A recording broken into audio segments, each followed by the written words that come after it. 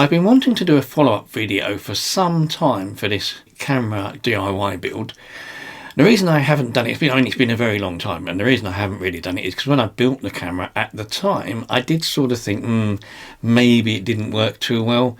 There was an issue with the camera not winding on fully, so it didn't stop as you wound it.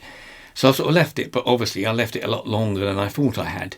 So I needed to get the film developed and get it done, and then I could do a follow-up video to see actually how did this thing go.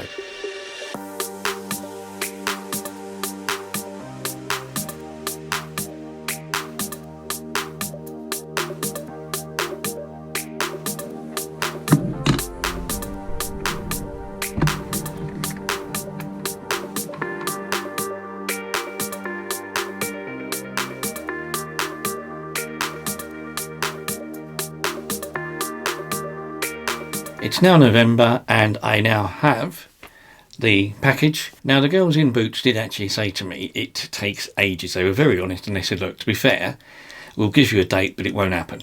These things take forever. They've had problems with their film developing for a long time. It takes a very long time to get them back, so don't be over enthusiastic. I was like, okay, fine, that's fine. This is the package you get. And I ordered a CD rather than ordering prints because I've got no use for prints. What am I going to do with prints? There's no point. So I might as well get them on a CD, stick them in the computer, edit them and do whatever I want to do with them. That's this thing here. You get a nice, as always, package.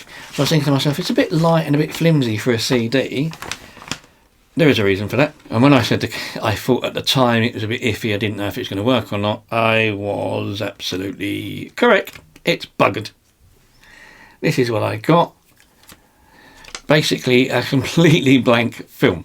Now that could be for a number of reasons. It could be that when I was taking pictures, this thing just wasn't opening up and wasn't firing, so therefore it wasn't capturing the images on the film itself, which is very possible, as I said, because it doesn't stop anywhere when it winds. It may have been that the other thing is that when it doesn't wind and when you open it to take it out to develop the film, it just exposed it all to light, and when it got exposed to light it just completely blanked and wiped the film. So the film's gone through. I don't look like it's overexposed. I've got a funny feeling that it's gone all the way through and it hasn't taken a single shot because the shutter hasn't fired, although the shutter did fire when I tested it, but for some reason it's not done anything at all. So that means that realistically this was a nice thing to build. It was fun. It's a great ornament and a thing to go on the shelf. But as a camera, it's absolutely bloody useless. It's terrible. Can't take any pictures with it whatsoever. So I won't take any pictures with it whatsoever. I will stick it on a shelf. It will be a thing like a Lego build maybe.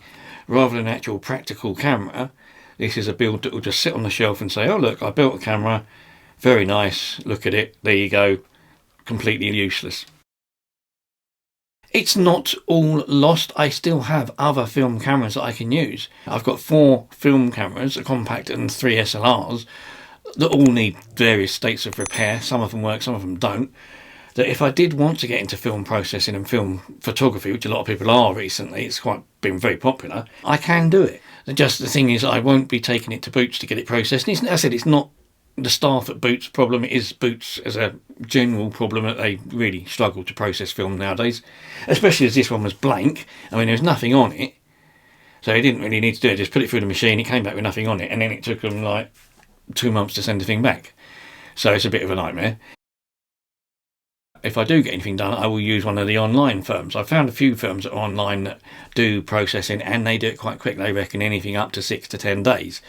So I will get one of the other cameras out because I've still got film. I've still got spare film lying around, which will be useful with the other cameras. Because I'd like to do what they sort of term as proper photography with a film. With a film, you don't see what you're getting. You don't see the result. You take the picture and you just hope you've got the right shot. You won't know until you've had it developed and you've got it home again. Something else I thought about as well, I have got some compact, I've got loads of cameras, and I've got a couple of compact cameras. I've got an old Pentax camera that I bought for my ex-girlfriend.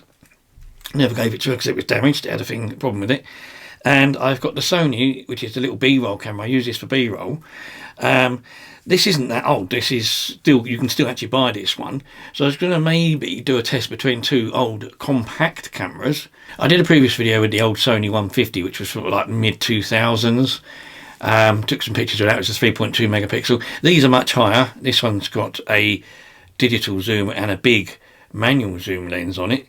As I said, it's still quite available. So taking photos rather than using it for B-roll. Also, I was going to get out the little Pentax, which I said I was going to give to my ex-girlfriend. It had a big splodge on it, which is why I didn't give it to her. And at the time, she didn't have Instagram. I think she then got Instagram later and then got rid of Instagram again. So, but that's a nice little camera as well. Like compact. It's older than that one. So we'll see what they come out like. And it's, give me something to do on a day around the county or whatever, taking pictures with 2 compact digital cameras. And then as I said, eventually I will get around to doing film with the other SLR cameras to see how that goes. So the follow-up video of this is, I didn't get any shots when I thought I had, which is a shame, because I took quite a nice set of pictures that I thought I had, and I got nothing. So, oh well.